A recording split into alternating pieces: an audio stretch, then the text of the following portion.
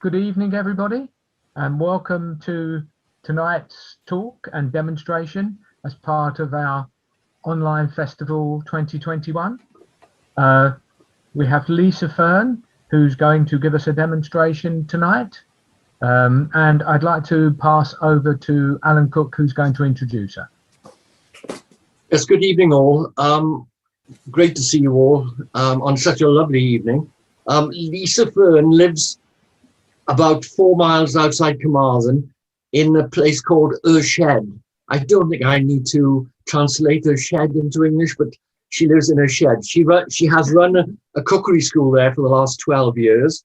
She does cookery schools for children, for young adults, and for more mature people, and even assesses people for the Duke of Edinburgh Awards. So there will be 2 images on your screen at various times. So you should be able to see Lisa cooking and also close-ups of what she's doing.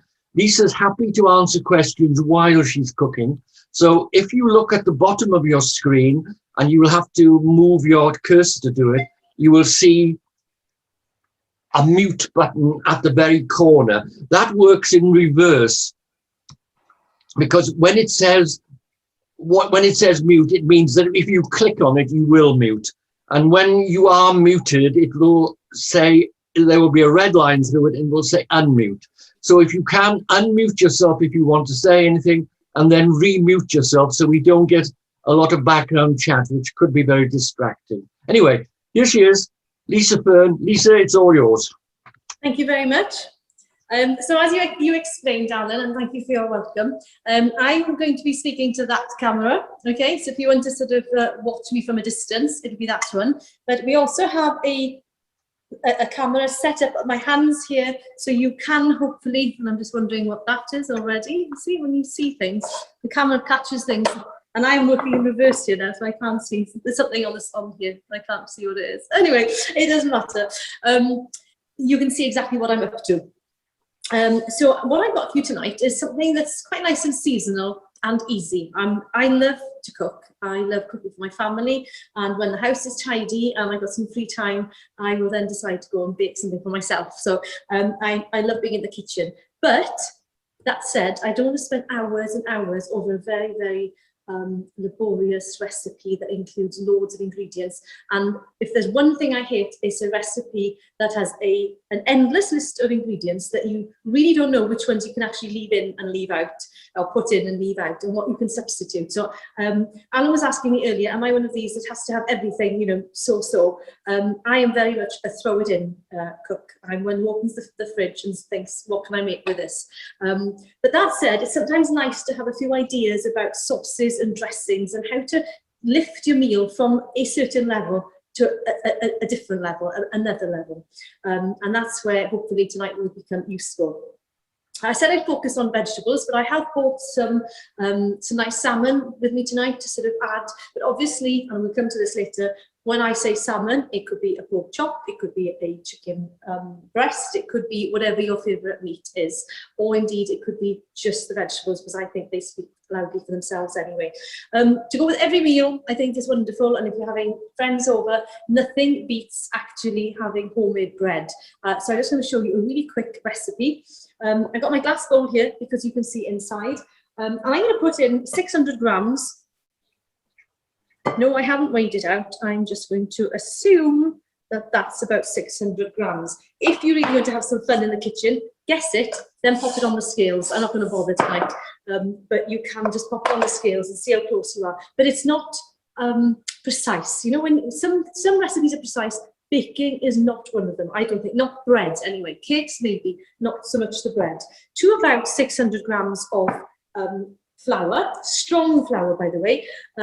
Strong flour has a large percentage of, I say large, 12% in fact, of gluten, which is the protein that you find in wheat, and that enables the dough to become nice and strong and elastic and allows it to trap the air bubbles inside. We're going to add a teaspoonful of salt, and we're going to add a teaspoonful of yeast. Now I use this ready bake yeast. You can use fresh yeast, about 9 grams of fresh yeast. I like this stuff because it lasts in the cupboard for months. This is a new pot, so I'm going to open it. Lasts in the cupboard for months. It comes with a nice little plastic lid on it. If you're going to buy it, make sure you buy the green one. The green one can go straight in. If you buy the yellow pack, that needs to go into water with a little sugar first to activate it, so that you can, so it becomes active before you pop it in. Now, normally I use a full-on proper teaspoon measure, but I haven't got one out here tonight. So I'm just going to use a big teaspoon, okay? Don't use a little coffee spoon, you won't have enough yeast. A nice big teaspoonful of yeast and just a little bit for good measure, okay? And then we're going to add about 350 mils of water, tepid water, lukewarm water. First, I'm going to add a glug of olive oil. Traditionally, of course, being in Wales, we would have had a nice farmhouse loaf. We'd have used butter instead of oil. We'd have used milk instead of water. So this is a slightly more focaccia style loaf, and I'll show you in a second how we're going to finish it off. For those of you who, if you're like me, I haven't got one here now. I've got a measuring jug actually. If you've got one of those plastic ones that's been in the dishwasher for about 45 years, and it's all gone sort of all sandblasted effectively, and you can't see it, and it means you're looking at it and you can't quite work it out, or you need to get these on to actually see it, okay? What a hassle. Easiest way to measure 350 mils, pop it on the scales, pop the scales on and weigh 350 grams. When you've got 350 grams, you know you've got 350 mils, because that's how it works. Okay, takes the hassle out of it. And in fact, I would have put this whole bowl on there and added the water straight in, except that this glass bowl weighs a lot, and I don't think my little scales are up to it. Okay, so that's the quickest and easiest way of getting 350 mils, and that just goes in. Problem, I didn't weigh out my flour, so I might need more, I might need less, but that's not a problem.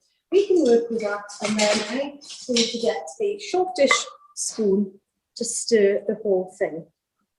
And this, when it comes together to form a dough, might need a drop more water. You want a nice wet dough, not sticky, but definitely not dry. If it's dry, the little yeast, when it becomes activated and warm and well watered and happy, it starts breathing. And if you all, we can do a bit of relaxation here. Take a deep breath in. Hold it for a second, and what do you need to do next? Take a deep breath out, okay? That's exactly what the little yeast is going to do. It's called respiration, respiring, breathing, and it's going to breathe out carbon dioxide. And when it breathes out carbon dioxide, the intention is that we trap it in our dough. And then we will have what's called a nice rise. It's going to prove, if you struggle to remember the word prove, just remember it's got to prove that it's there, prove that it's alive, that it's active, and that's all. So I've added a drop of too much water, so what do? Add a little bit more flour back, okay? Then what we're going to do, a little bit of flour on the surface. This is where I hope I don't dust my laptop down with flour, okay? And I'm going to tip it out. And you can see it's like I like my porridge, believe it or not. I like my porridge quite firm. I don't like sloppy porridge. I know a lot of people do, not my style. But what we're going to do then is scrape off the extra dough off the spoon. Pop it out of the way. My grandmother used to say, dod a hibo. I don't even lawr, dod a hibo. Don't put it down, put it away, okay? And that way you don't end up with a big mess. I'm using my fingertips at the moment just to turn the dough and rotate it and turn it over to lose that stickiness, okay? Once I've done that, you can start sort of folding it just to make sure. I don't like dirty, sticky hands, so I'm just making sure it's lost that sticky stage. And then I'm going to move to the back of my hands, the heels of my hands, and I'm going to start folding and pushing. I'm going to knead my dough like this. If it's a nice dough, as it strengthens, as that gluten is stretched and worked, it'll become less sticky. If you need to add a little bit of flour, that's fine too, but just don't add too much, little at a time, because you don't want to dry it out at this stage.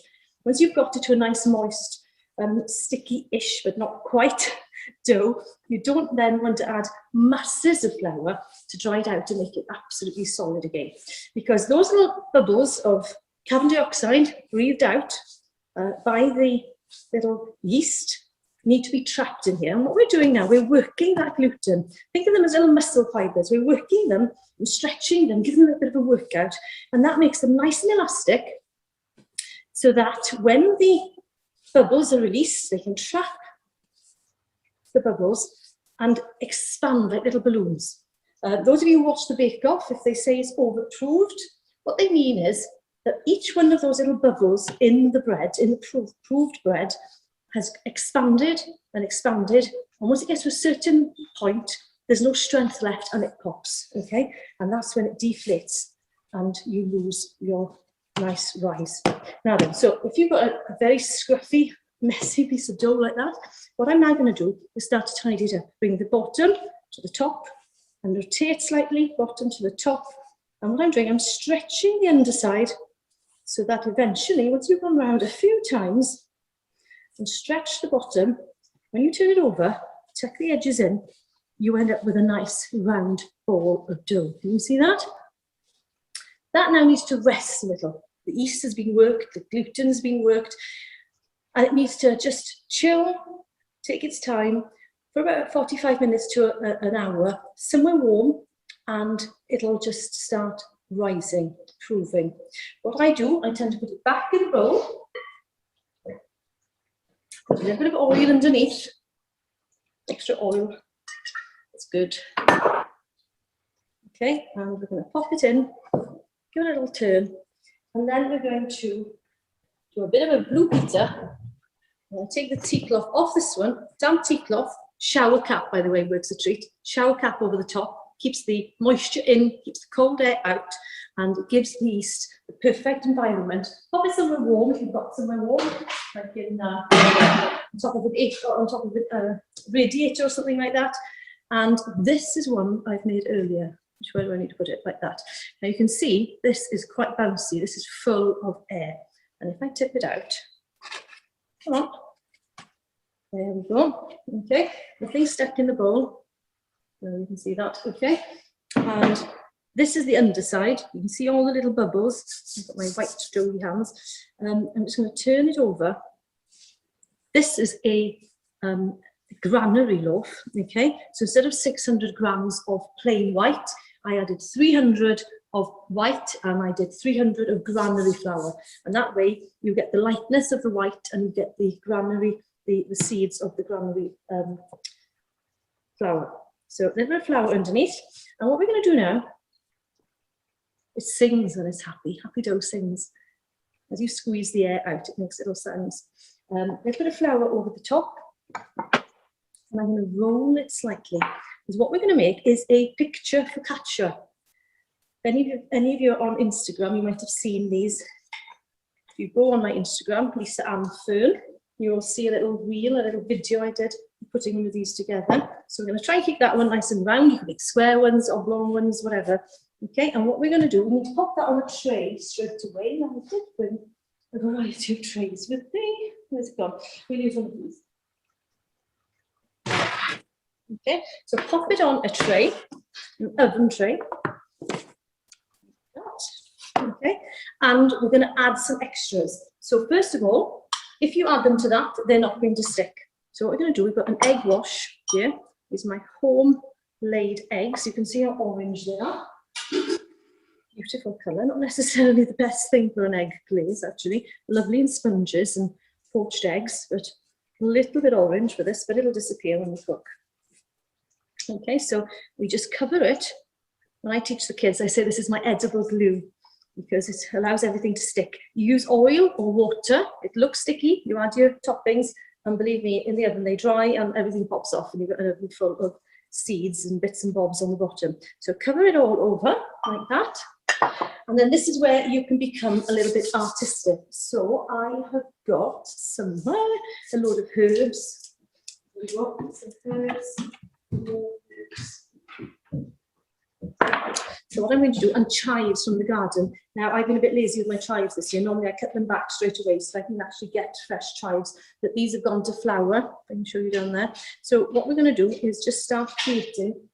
The scissors helps here, so you can trim everything back to the right width and height. Okay, so we're going to use the flowers. They're even prettier, by the way, when they're actually in flower. Let's put those two together. And then I got some lemon balm. So we're going to pop a little lemon balm on, and if you flatten the leaves out, you can leave some as little sprigs and others like that. I've got chopping board gone. I've got some rosemary.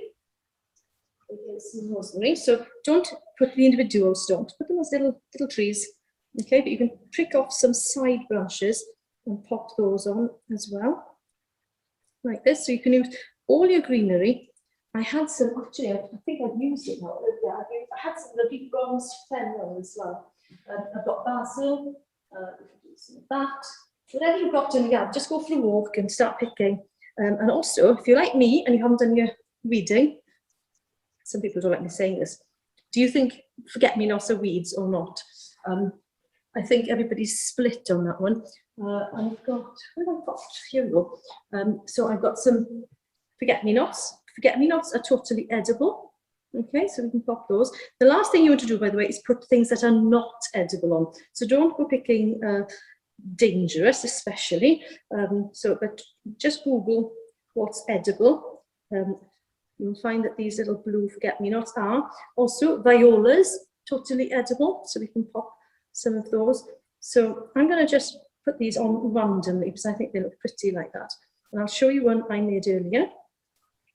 Some little blue flowers. The other thing you can add, of course, are things like cherry tomatoes and olives. They look really pretty. I've still got doughy hands, so they're sticking to a few things here. There we go. So also things like this. We've got a little cherry tomato here, so we can just cut that one. Put it into 3. Anybody's got any questions, by the way, fire away. I'm quite happy to answer. So you can also pop on some tomatoes to make maybe a sun, and you can add some seeds. I've got some olives. I was very organised. I put everything where they should be, and then I sort of move things around. Alan said, make sure you know where you put everything. And here we are thinking, where are they?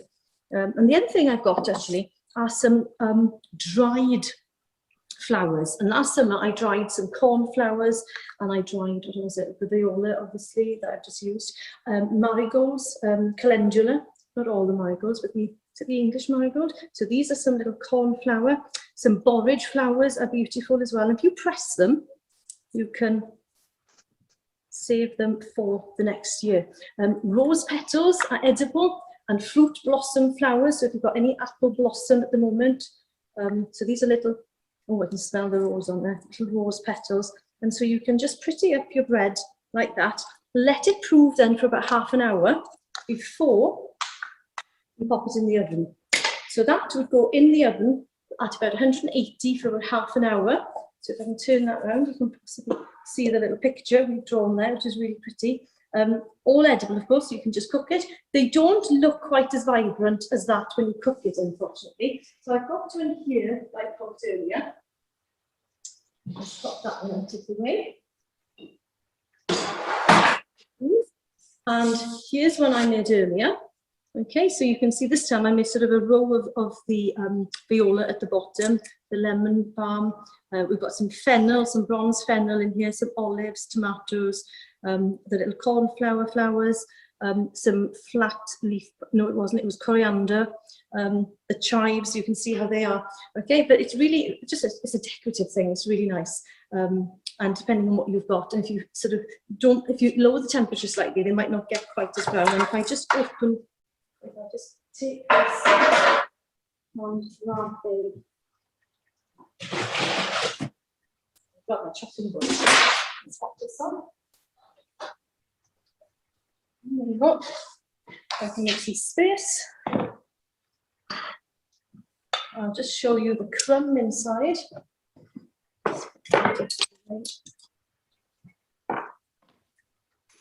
The important thing with bread is get a serrated knife. Don't try and hack into it with even a sharp normal knife. Get a serrated knife and let your bread cool to start with. I'm just going to wash my hands. Let the bread cool, because as the bread cools, the crumbs sort of becoming a little bit more firm. If you've got a very newly baked loaf and you squeeze a knife into it, the crumb structure is so fresh that it would just squeeze the air out of the little pockets, and it becomes like a raw dough basically. So it needs time to sort of cook in its own heat, and then take a sharp knife and a sawing action, so you're breaking through it rather than crushing on those little air bubbles. So if you just cut through that like that, I can show you sort of the inside, all the little air bubbles. Little drizzle of olive oil over the top. If you like a bit of heat, add a bit of chili oil over the top, and there you go, your picture focaccia. And where's my? So that's an easy way of creating a lovely atmosphere and a lovely smell in the house when you've got visitors coming. So on to our main course. Any questions about that, by the way? Pop them in that box down the bottom, and Alan, I'm sure will let me know if you've got any questions. And then I'm do it like grandmother said, and tidy as we go, and then I'll have a nice tidy kitchen at the end. This, by the way, is the cookery school we're in now, called a shed, which is the shed. And the reason it's called a shed is because it was an old cowshed, and we just always refer to it as the shed. And when it came to naming the cookery school, when we relocated, it was a matter of what should we call it? What should we call it? Couldn't come up with anything. And then we thought, well, do you know what? We called it a shed for so long. Let's carry on calling it a shed, and that's what we did. So I'm going to make a little warm salad now. We call it a salad, but that scares people off, so we call it roast vegetables.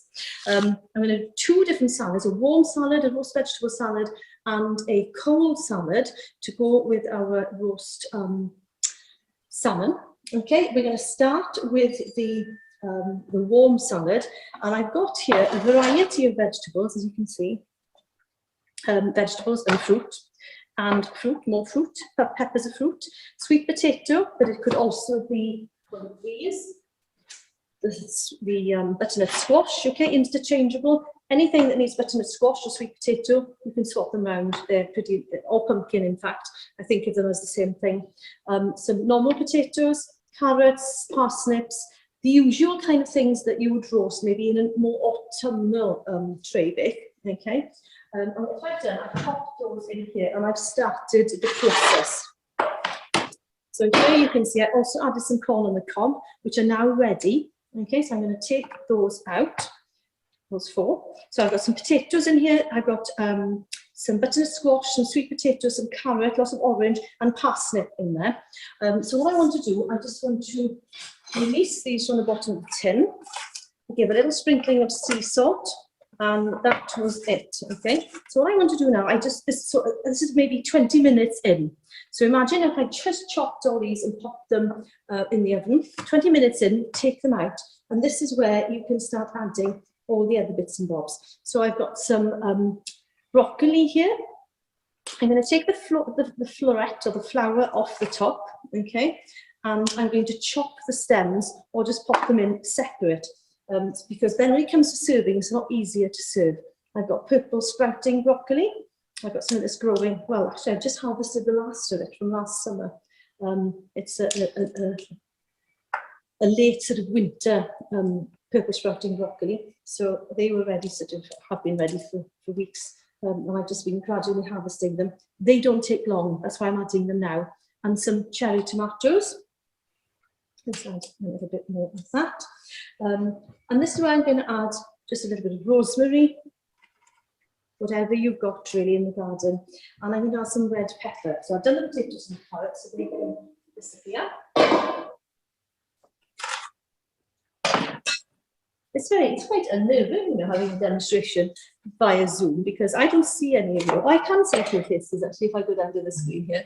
I don't hear anything. So when I've got people in the room, I can see people's reactions, but I'm not seeing anybody. It's quite bizarre. I feel like a bit of a mad person talking to myself in a big room. So I've taken the majority of that pepper off. That can go in the compost. We take off the white pith. Okay, that's quite bitter. Oops, that's quite bitter. And then I'm not going to cut them too small because, again, the higher in sugar, of course, these vegetables or fruit are, the quicker they cook, and if they caramelise as they cook, the sugar cooks, and that can easily lead to them looking quite charred and burnt. And then we're just going to add those in for a bit of colour, and I'm going to add a little drizzle of a squeeze of lemon on top of them at this point. Lemon is almost like salt. It sort of brings out that natural flavour, and it's so good on the tongue. And some garlic. Now, there's a few ways of doing garlic. I don't know whether I have it here. I've got it here. If you really have no time, garlic granules are amazing. All you do, open them up, open the sprinkle side, not the big side, and just sprinkle a little bit on. And that's it. It's so quick and easy. If you've got a little more time, lovely big chunks of garlic here. The cloves are nice and large. This one, however, oh, this is just so lovely. I love it. Smoked garlic. Okay, a little bit more expensive. If you can't be bothered with the cost of smoked garlic, I certainly do suggest that what you do is pop all this in some foil, wrap it around in some foil. You can add a little drop of oil if you want to, and roast it for 25 minutes in the oven. When it comes out, the garlic is turned to a sort of a garlic pulp, and you can literally squeeze each clove, and out will come the most delicious and aromatic garlic, which is cooked, which means it's a lot more, well, I think it's gentler somehow, and I think it's also probably gentler on the digestion as well. It's certainly a much sweeter garlic. So I'm just going to add a few pieces of garlic in there. If you want to, I would still take the paper off, but you can add the whole garlic cloves whole, and then it's up to you whether you eat them. Very good for you, good for blood pressure. Great for some of you, for the immunity. Some of you, at the moment, given what's happening, you just pop the whole cloves in. You can either take them out, or later on, as I said, you can just squidge them a little bit between your fingers, and that will give you a more sort of cooked, tender garlic.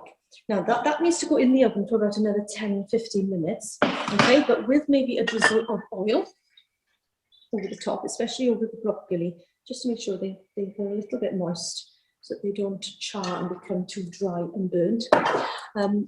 Also, another nice thing to add, I added some cherry tomatoes there, but you can add the whole vine, a little vine of cherry tomatoes in like that. They look really, really pretty.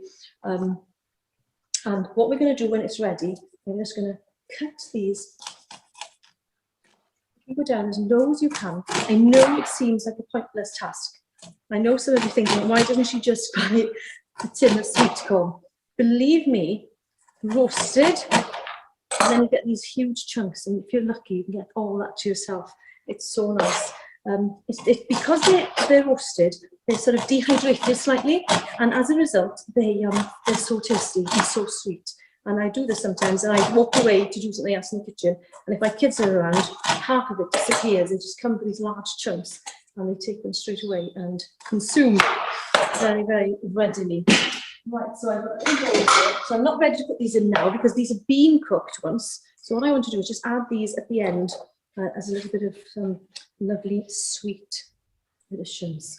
Okay, so this is ready for the oven, but my oven is all the way over there. So before I make a journey to the oven, I'm going to leave that for a second. I'm just going to show you how we're going to prepare where have I put it? I've got salmon here somewhere, ready to go. Here it is. What I try and do is prepare everything in advance on a tray with a recipe, just in case I go blank. I have a sort of a brain fog moment. I've got something to look at. So what I've got is my recipe, not that I usually follow it, but I've got some lovely fresh salmon fillets there. I've got an orange, ginger, onions, cherry tomatoes. Now, as I said, I tend to do what I like. So one thing I do not like is dirty, roast, fishy tins. Okay, the first thing I'm going to do is line my tin with foil. The salt of scrubbing tins does not delightful. So the foil is in, a little drizzle of olive oil or any vegetable oil Okay, I don't always use olive oil. It's just a bit of a hassle. I've got loads of different oils.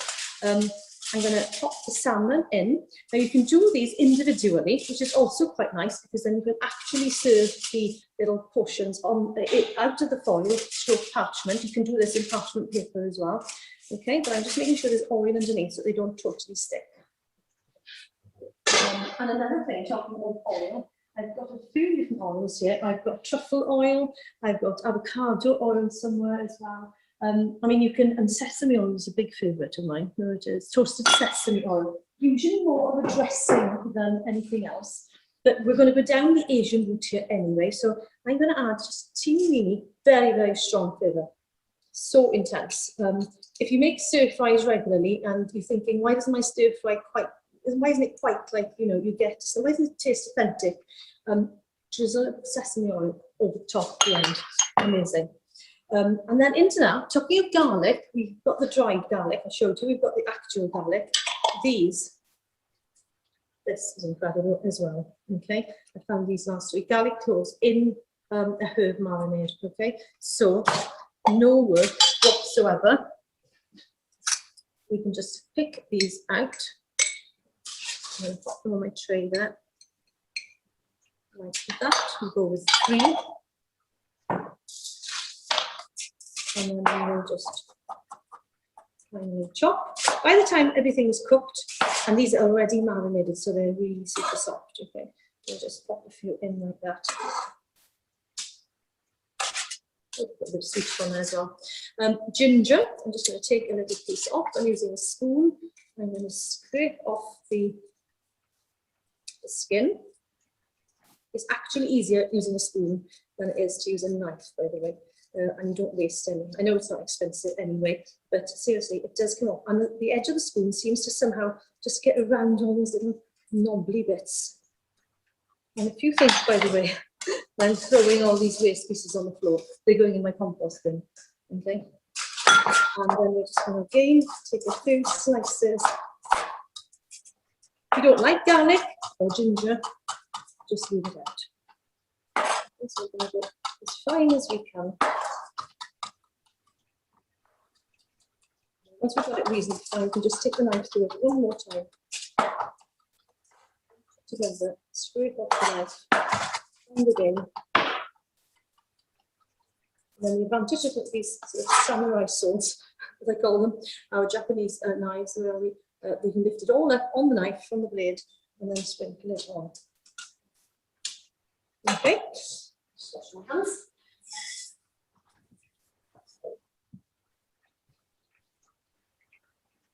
Now then, so what we're going to do next, we are going to go and done sesame oil. I'm going to do, I've got somewhere, some soy sauce on top, so therefore we don't need to add any salt, because that is salty in itself.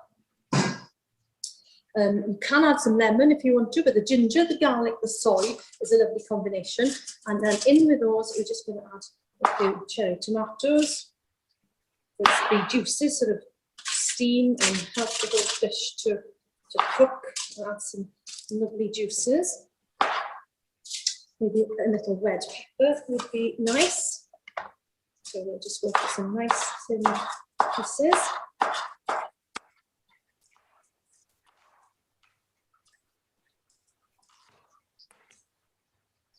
As well. Maybe a nice yellow one would have been nice there as well, actually. And then last but not least, we're going to go with a piece of orange.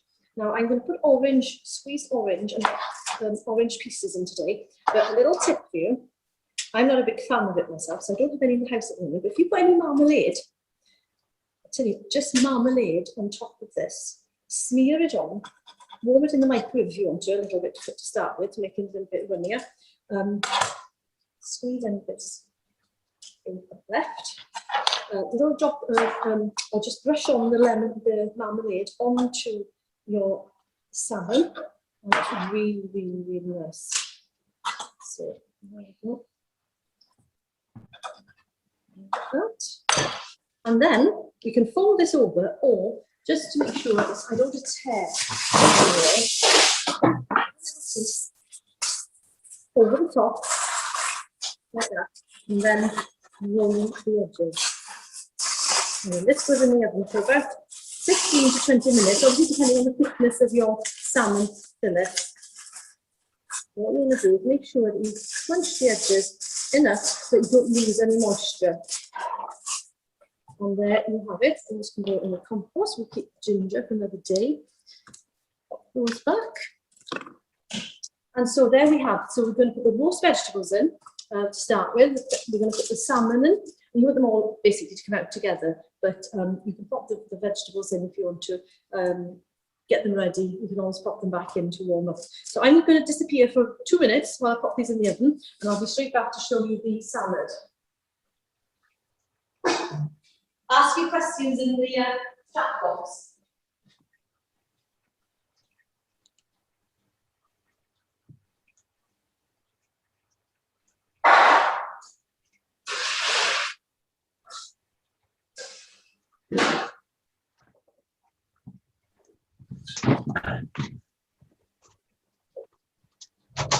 Everyone busy writing questions?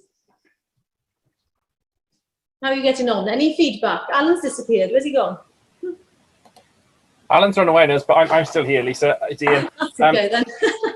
I thought you left me. Our household aren't a particularly big fan of salmon. I was wondering if this would work with sort of one of the kind of stronger white fish, the kind of firmer white fish. Would that work with what It you've would done? work perfectly. Yeah, you could use some cod in there, some cheaper pollock, but equally you could even use chicken breast. Maybe slice the chicken breast up into pieces so they're not quite so thick, almost goujons size, and then just pop them in there with exactly the same ingredients. And they'll be just, you could even pan fry the chicken strips with all those same ingredients until they become really sticky, sort of soy sticky ginger chicken pieces, and they would work equally as well. Anne's messaged in the chat and asked, what temperature is that of an on? What temperature does it, all those about bits need to go in 180. And if you're going to ask me what that is in gas, I'd say probably about 4, but I'm not an expert on gas, I have to confess.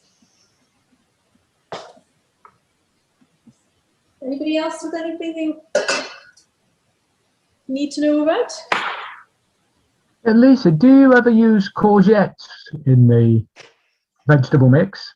You can use courgettes in a vegetable mix, but what I would suggest is that you do your hard root vegetables first, so your carrots, parsnips, sweet potato, butternut squash, those sort of things. Then you add your cherry tomatoes, peppers, broccoli sort of things. And then maybe at the same time, if you cut them nice and chunkily, but if not, add the courgettes last, because they do tend to go quite sloppy very quickly. And I don't think a soggy courgette isn't really up to much. You just really want to heat it through. So I'd add that right at the end.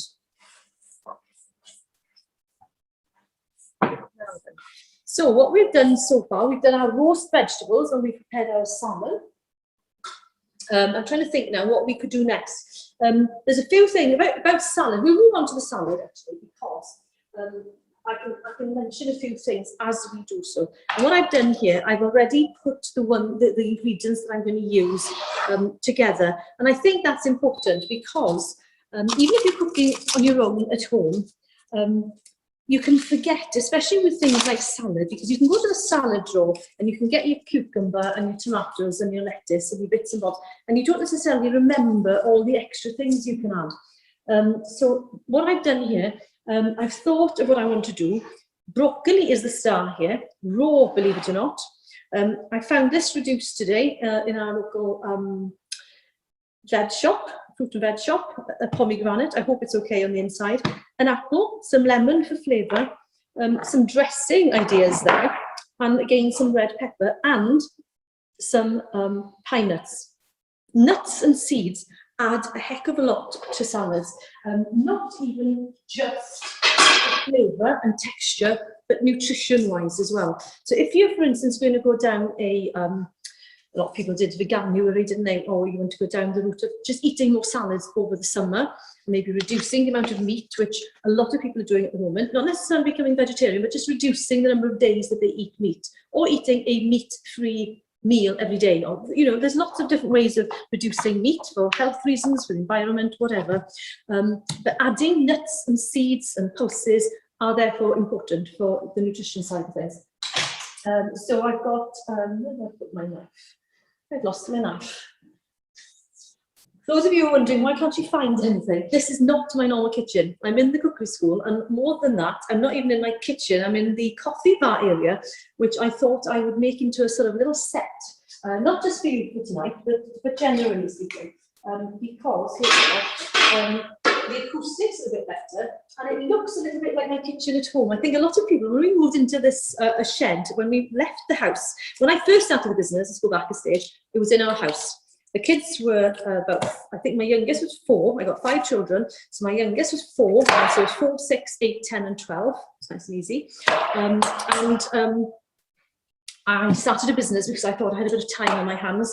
I'm going to tell you the story while I'm chopping my broccoli, okay? Because it's not exciting chopping broccoli.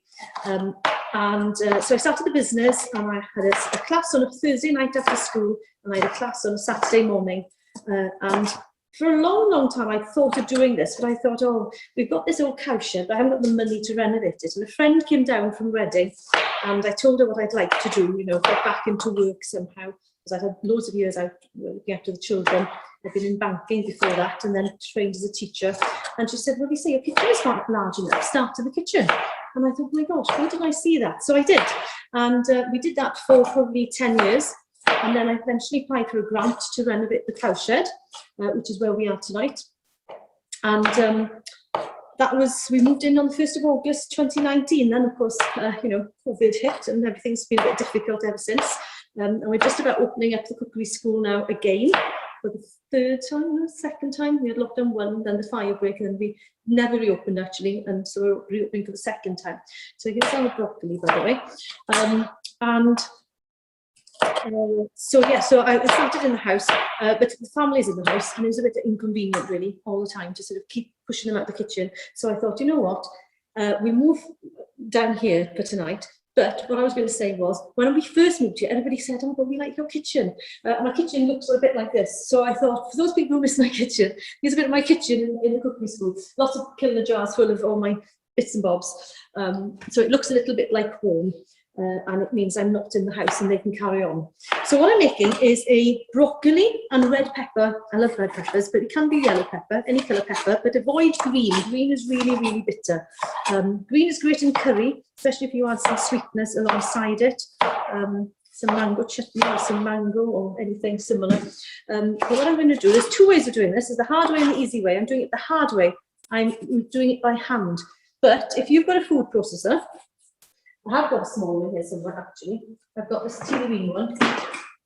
This would work perfectly well, okay? But you probably want to do your broccoli once, and then you put your red pepper and do it that way. What I'm going to do now, I'm just going to do it by hand.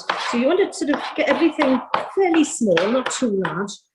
So not that it matters really, but it's basically think coleslaw, but without any of the ingredients of your classic coleslaw. So we've got our red peppers, we've got the broccoli. And once you've done this, there's no harm, by the way, in just taking a knife through it and just cutting it haphazardly, just to make it a little bit smaller. An apple. Lots of people forget about introducing things like fruit of this nature, then apples and oranges into their salad. I'll never forget taking the kids out once to a chain restaurant when they were little. And there was a big question, how many of the 5 children wanted the side salad? And I said, who wants salad? Who wants salad with their burger? And eventually I think half of them did. But when the salad came, there was half a piece of cucumber, a horrendously small, wilty piece of lettuce, and half a cherry tomato. And I thought, seriously, all the fuss over that for a salad? No wonder people don't like salad if that's what we serve in the UK. So I'm just going to chop our apple, and then I've got these pine nuts, and that's going to lead me on nicely to what I'm about to say next, which is with all of these sort of salads, the dressing and the garnish makes the dish. So I'm going to pop my hob on here, and I'm going to pop my pine nuts in. The pine nuts go in a dry pan, no oil needed. we're just going to toast them. Okay, so we just leave them there. Not obviously, don't walk away, but we're going to leave them there to actually toast. Get ourselves a wooden spoon. And whilst we're on the topic, and while that happens, I can also show you things like sesame seeds. Okay, sesame seeds, a lovely garnish. These are delicious.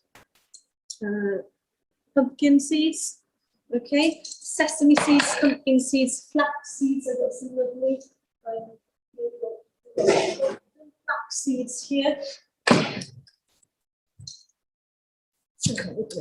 Oh, this is a mix actually, golden and dark flax seeds. Linseeds, also same thing, different name. Okay, once it starts cooking, just give it a little shake. Let's just turn this up a little bit. But a lot of the, North African countries and places that excel in salads and that sort of thing. I think is it Duca is the name of one. They really do. They toast their nuts. They toast their seeds. They grind them up. They add herbs, and it really lifts the dish to another level. And that's what I was talking about earlier. It's just nice to do something that's a little bit different. Let's turn that up a little bit. And while that's happening, I'm just going to get a bowl. This is an almighty bowl. Okay, so I'm just going to put our broccoli and pepper and apple in there and wait for our sesame, our pine nuts to cook. I've got lemon. So I'm going to add the juice of the lemon. We'll add it straight on top of the apple, which will stop it browning. Of course, the whole lemon. Keep giving your pan a little shake, just to keep them moving. And then some cider vinegar, honey and mustard. So here we've got some, this is actually white wine vinegar, cider vinegar. If you want to measure it, that's fine. A dressing is generally 3 parts oil to 1 part acid. But it does depend on your taste, and you will need to taste it. So that's the oil. We've got some mustard here. So we're going to pop.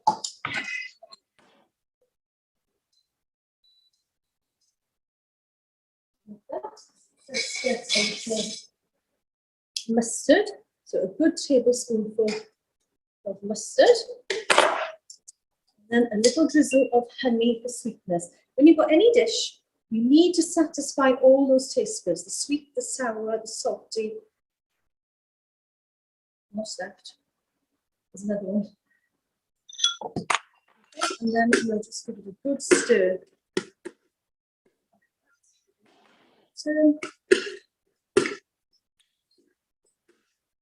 Put everything in the acid, the honey, the mustard, and then take a little taste for something for you to actually see.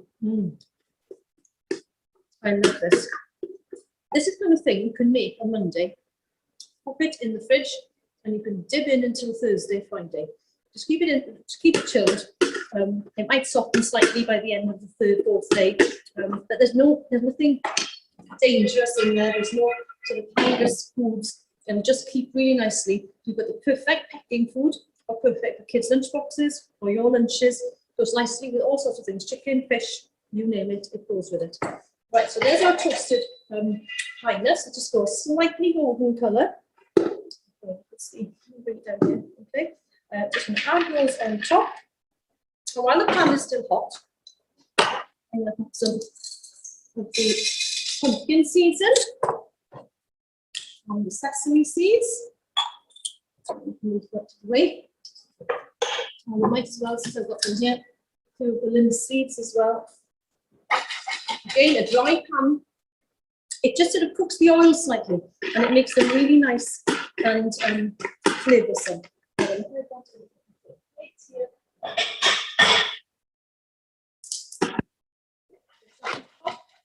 Keep moving them. You hear them popping. And just pop. Oops, you see them. Down a little, I think.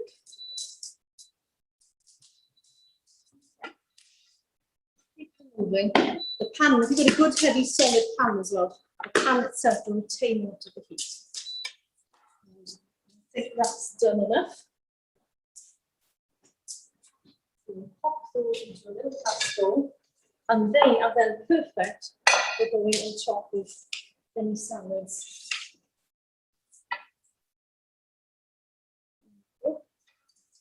Another little garnish while I get that pan hot. I've got some streaky bacon. We'll pop that to one side for our seeds. And then you can either do one piece of streaky bacon, and use that as the garnish on top of any salad, one huge piece.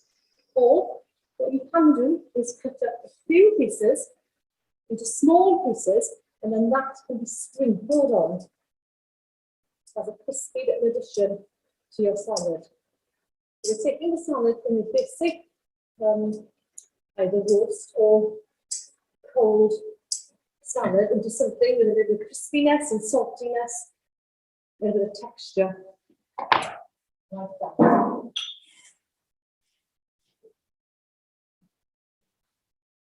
Just going to apply the small things about ready to heat back on. Just leave it there to fry. So there's your pine nut and broccoli and red pepper salad with a honey and mustard dressing, and the addition of your toasted seeds.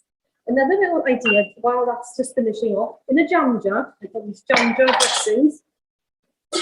What we're going to do is add a little balsamic vinegar this time. Okay, so remember the rule: a third acid and then 2/3 oil.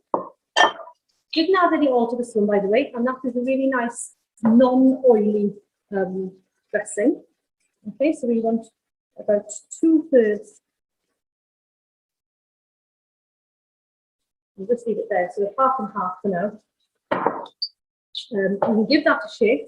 This is where we can then add again a little mustard.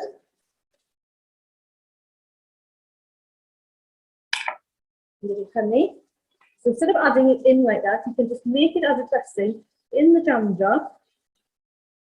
Another lovely addition to this sort of oil and vinegar base is a nut butter. When I say nut butter, I mean something like an almond butter or a peanut butter. Turn that over. Shane, you can't smell what's going on here. Then pop out a little bit of salt and pepper. Also, if you don't want to add, or if you want more flavour than salt, you could go down the Asian route again and add a bit of tamari or soy sauce and a bit of toasted sesame oil. We'll just keep this one simple. You don't need, you just give it a shake. You could add a little bit of salt and pepper. So obviously, if you're going down the sesame route or the tamari, which is sesame without gluten. And I don't know, I've got any pepper here actually. Wait here. Some white pepper, ground white pepper here. And then you can just shake that up. And then you can keep this in the fridge, in the jar. And that's perfect for topping any of your salads. Just remember acid and oil. And then you can add any of the flavourings, as I said, mustard and honey, or sesame oil and soy sauce. Or you can add garlic and ginger. Any flavours that you like to it. If you want a low-fat dressing, instead of the oil, add a fruit juice. So again, a fruit juice, like a lemon juice or an apple juice. You can add the acid, it's lemon juice or a cider or white wine vinegar. And again, you can flavour that up in exactly the same way. Those are almost ready, and that can go in the fridge, and that's our salad that we can use later. Right, how are we doing this time? They almost have to say very quickly. Go and get the vegetables back. If you've got any more questions, I'll answer those. I just go and get the salmon and the roast vegetables, and then I'm going to whip up a very, very quick chocolate cake and show you how to decorate.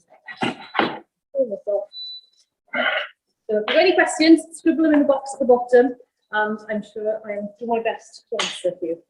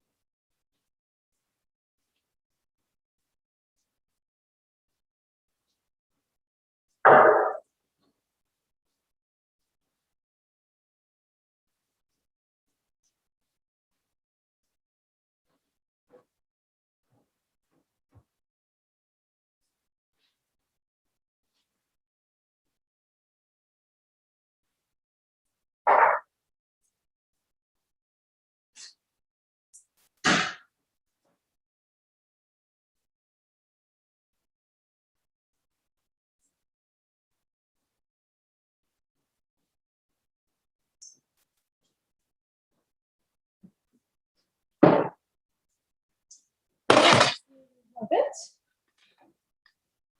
And just get a board. Pop it on since it's very hot. So we've got our roast vegetables. Let's move that into there. We've got our salmon. I'm going to leave the salmon in there until the very end because it's going to continue cooking in its own heat a little bit.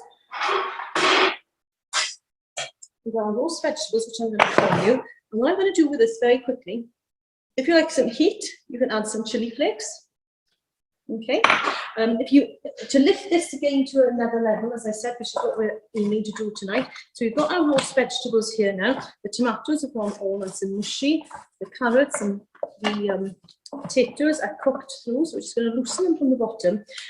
Just to make a really nice extra something in there, I'm going to add a drop of white wine. Not much, just a little. The pan is still hot, by the way, okay? So it's going to sort of cook off the wine a little.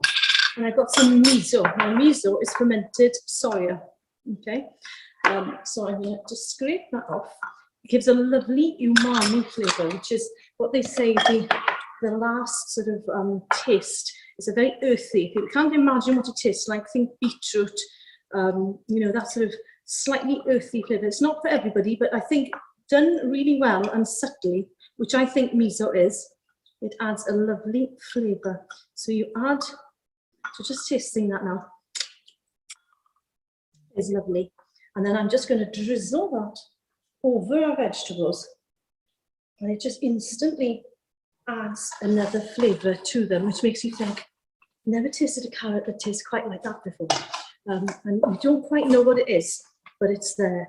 And then just to finish that off again, what I would then do maybe is add some sesame seeds. So we've added chili flakes. I've lost my sesame seeds. I'm good at this tonight, aren't I? Well, oh, that's mustard. That's no good. Just imagine, well, we've got our toasted seeds here. So we'll use some of the toasted seeds, the pumpkin seeds, the flax, and the sesame seeds. Just a little sprinkling of those over the top, which, you know, sticks to the vegetables because of the dressing that we've just added. And that's ready then for our fish. Right, very quickly. I'm sure some of you are getting hungry now. I don't know whether you've eaten before you came, but for you, before I started even, I've got everything weighed out, ready. And this is the best way of going about it. Why? Because it's easy to forget things. If you're like me, especially. So what I've got, 2 eggs, okay? I've got golden castor sugar, flour and cocoa powder, a little bit of vanilla, which even though it's a chocolate cake, it still adds that lovely background flavour, and the same weight of butter as sugar, okay? So what I'm going to do is in a bowl, I'm running out of bowls, here we go, we should use this. In fact, can you see me over here? Come here, can you see me? Yes? Yes, we can. Yes. Yes, we can. Well, I've got my mixer here, so let's make it super easy. And all I'm going to do is add the castor sugar, golden castor sugar, normal castor would be fine as well, and the butter into our mixer. You can do it by hand, obviously, if you want to. And we're going to add that to the mixer here. A stand mixer is great, but actually, you know what? Even less work sometimes. Is a handheld mixer. So if you've got one of those, they're only about £15–20 maximum. I've got another one for Mother's Day, in fact. I think I paid about £15 for a Kenwood handheld mixer. It's brilliant. Much less washing up. You just pop those 2 little bits at the end, and you've got yourself mix without all of the hassle. I'm then going to crack 2 eggs into a bowl. Not very well. These are our homemade eggs. So we've got a big one and a small one. So they average a medium egg each, and they've got super duper hard shells. And so I'm just going to add that in to the mix. And if you're making a normal sponge, you usually have the same amount of flour, sugar, and butter as you do eggs. But what I do when I make a chocolate cake, I substitute some, this is 240 grams of flour, I take out about 50 grams of flour and I add cocoa powder instead. So here I have about 200 of flour, self-raising, and about 40 to 50 of cocoa powder. And that can go in, and then we'll scrape down the sides. Everything is mixed nicely.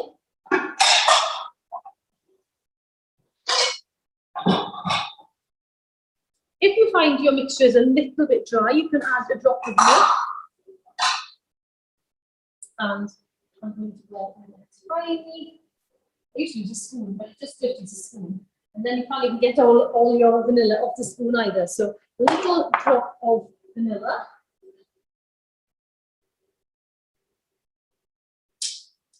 Scrape down the sides. Starting to get into a little bit of a mess here. Not my usual style. I'm just aware of the time. I'm thinking we're probably all getting a bit ready to move on.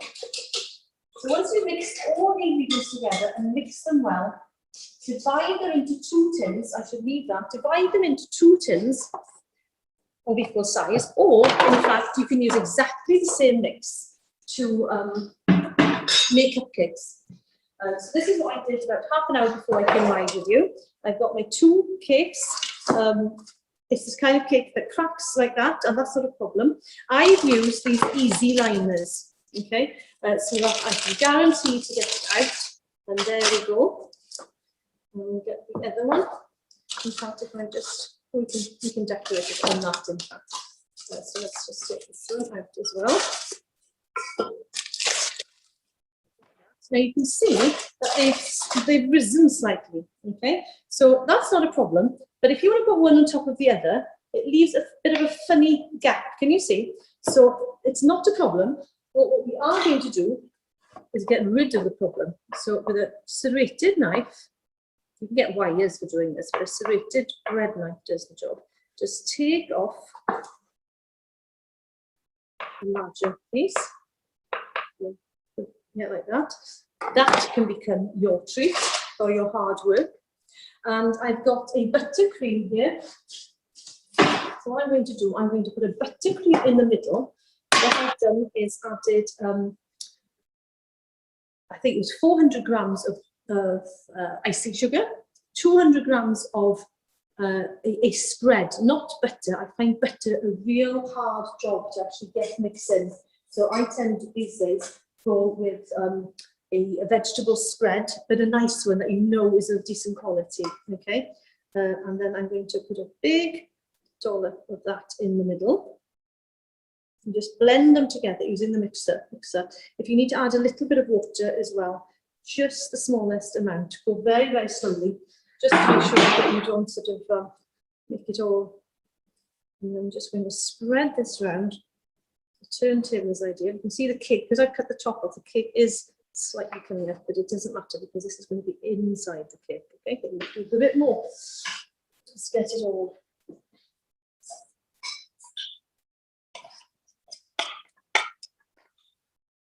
So prepare these in advance because obviously you need the cake to be cool. You cannot do this. I told my daughter this for years. She used to make, and she still makes the most delicious cakes and decorates them. Well, she's far better at decorating them than I am. But when she was younger, she insisted on baking the cake, making the frosting or the whatever, the whipped cream, whatever she was using, and then decorating it straight away. And she'd be ever so disappointed that the whole thing was falling apart and going lopsided. I said, you've got to let the cake cool. At least 2 hours, I would say. Even overnight isn't a bad idea. So we're pushing it right up to the edge like that, and then we're going to pop our second cake on top. We can put this on and leave it rounded, or you can actually cut it as well. I think we're going to leave this one rounded. Okay, so we're going to pop that on top. And something I did earlier as well, I had 2 bars of chocolate. I had a milk chocolate and I had a dark chocolate. So it made 200 grams of chocolate. I warmed it in a saucepan with half the amount of double cream, so 100 grams of double cream. So when the chocolate melts, it melts. When it solidifies back, it's not going to solidify hard like the chocolate was originally. It's going to go back much softer because it's got the cream inside. Okay, so I'm going to just pour this ganache on top, and I'm just going to let it drip down the sides. And in this, we've also got some chocolate chips that I've added. So you've got the addition of the lovely ganache, which is smooth, and then some chocolate chips. I could have put white chocolate chips actually, but I'm put some dark chocolate chips into the ganache. I'm just going to let it drip gently over the side like that to make a pretty chocolate cake. That you can add sprinkles on top. If I had some of those little viola, I should have kept some back, shouldn't I? Some little viola on top and some forget-me-nots on top. I have, however, got some of the blue little cornflowers, and I've got the rose petals, but fresh flowers. And you can also do this with double cream, nice double cream with fresh flowers is amazing as well. So we'll just decorate this with the dried variety. I should pick some more. And the more you pick with those flowers, the more they come round. And the nasturtiums also edible. So later on in the season, you can use your nasturtiums. Don't think of them as weeds. Just enjoy them and put them on everything. And they look great in salads as well. So there's our chocolate cake. I haven't got a plate. Yes, I have. So just lift this up gently, pop it on the plate. So there's our chocolate cake with a ganache and buttercream. And last but not least, now I just want to finally open our salmon. And if I can just have 1 second to get a large plate.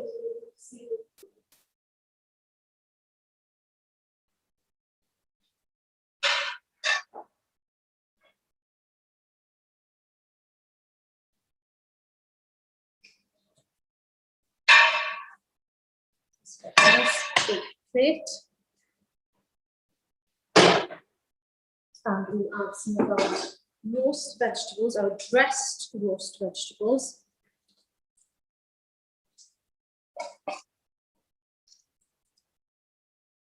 I will try take out the herbs. Maybe I'll take out the sticky, very dry rosemary pieces. Make sure you've got an equal share of the nice moist broccoli and leaf. And then we're going to open the fish parcel.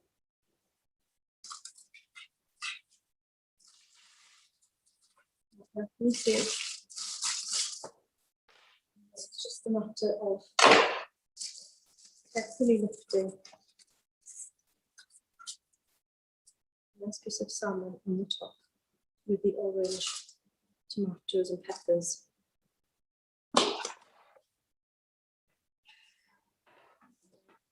We're going to add a little drizzle of toasted sesame oil for that final flavour, and a little sprinkling of those toasted seeds on top.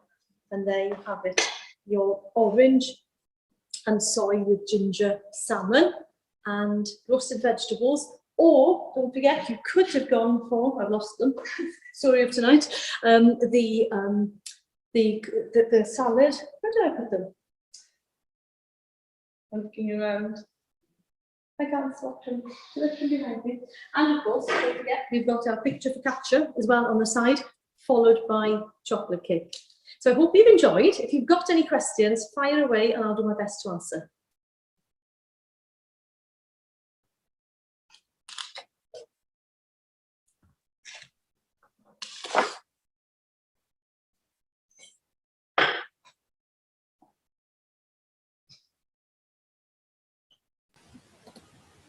I'm rapidly looking for hands going up, but everyone's gone mute on me this evening. You must have answered every question that there is, Lisa. The one thing I didn't add, of course, was, do you remember the lovely sweet corn kernels, which I could have added back into the roast vegetables. Well, I hope you've enjoyed. Yes, it's been fabulous, Lisa. I think everybody will have learned an awful lot tonight. I know we make a lot of salmon tray bakes and chicken tray bakes, but I think I've got some really good ideas now of extra things to do. So I personally would like to thank you very much for that. Thank you. I'm looking at all the little faces. First time I've had to see them. Yeah. Well, unfortunately, I can't give you a taster tonight, but you know, in the future, I can pop along to Radyr and maybe give you a little taster. Thank you very much. That was very interesting. Yes, Lisa, it'd be lovely to have you in Radyr, and we look forward to being able to taste the food at the end. That's where we miss out. We've been trying to pour wine down into speakers to see if we can taste wine, but we haven't got to that stage yet. But anyway, thank you very much. I know. If only you could smell it. It does really smell rather good. And I'm going to go home now, and I'm going to have this.